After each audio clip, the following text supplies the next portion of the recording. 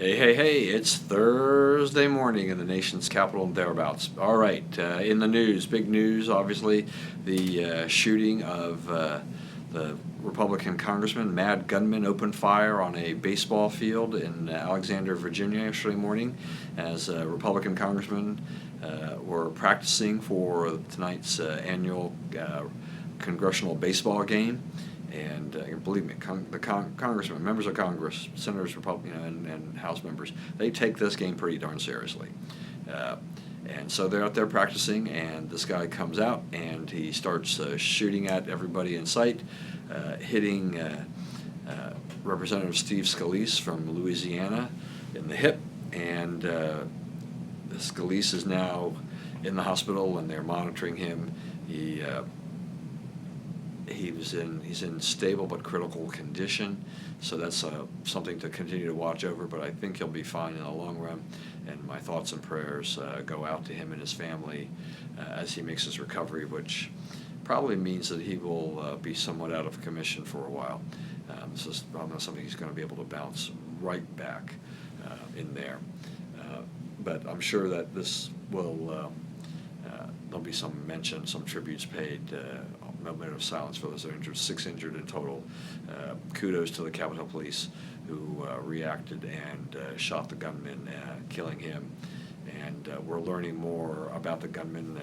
Social media accounts are being shut down now, but before that, looking at tweets and looking at Facebook, lots of anti-Trump rhetoric and posts. Also a former Sanders volunteer, for which Senator Sanders said that he was sick to his stomach. But this has been a little bit tougher because this is not quite akin to the Gabby Gifford shooting that happened. She was a definite target by a kook. This guy wasn't necessarily targeting Scalise; he was just targeting any Republican, and there were plenty of them in sight. And so he just opened fire to see who he could get. But coming from having it be a left-wing gunman. Has made it tough for members of Congress to do anything but preach unity, and we saw a remarkable showing of unity on Capitol Hill between Republicans and Democrats after the shooting. And after all, it's a member of their own body. Whether or not it's your senator or congressman, you know Steve Scalise, you know your people. And you don't want anything, and you don't think anything would happen to these people. No doubt that future practices and things like that, there'll be a change of procedure, there'll be increased security, lots of things here. But it's an attack on our sensibilities and our safety, to remind ourselves that we have to be vigilant and that we're really not safe anywhere in total. That it doesn't take much for a lone mad gunman or thereabouts to go up and create havoc and to injure and potentially kill people.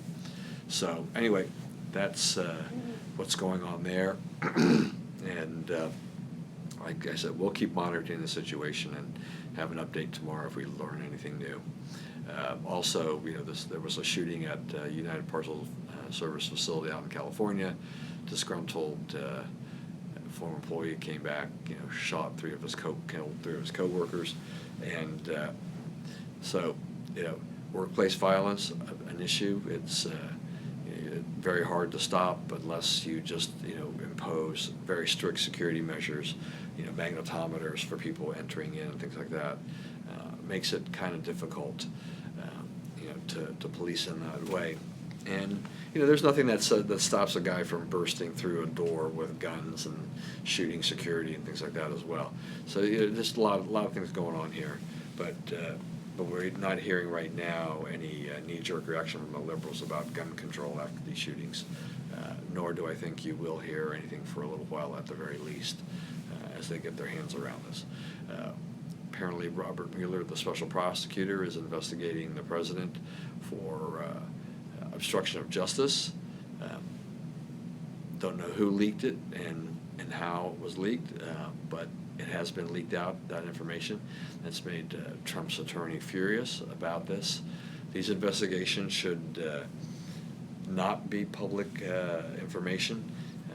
You can learn about them after the investigations are over and the findings are issued. But you poison the well when the leaks occur and then you report on them before you really have anything. There's not really any evidence that there has been any obstruction of justice. It's just that the FBI, the special prosecutor, is going to look at every nook and cranny to see what's going on and to see if there's any possibilities of obstruction of justice that has occurred at all. Betting, you won't find anything because there's really nothing to find. And finally, a couple things. Federal Reserve raised interest rates.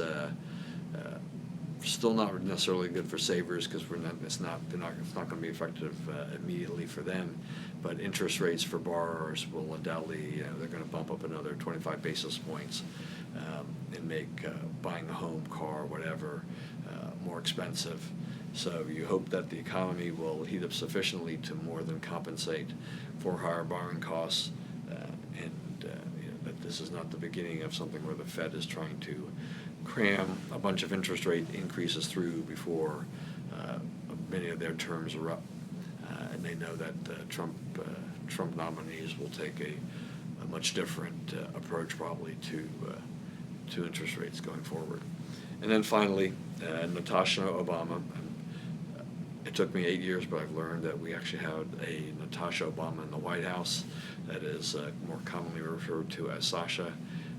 But Twitter went crazy with references even to Boris and Natasha from Rocky and Bullwinkle. So that's kind of funny and bizarre at the same time. But anyway, it's what's the deal? Why wasn't this more public knowledge beforehand? What were the Obamas thinking they were going to accomplish that somebody wasn't going to figure out or find out sooner or later that Sasha is Natasha?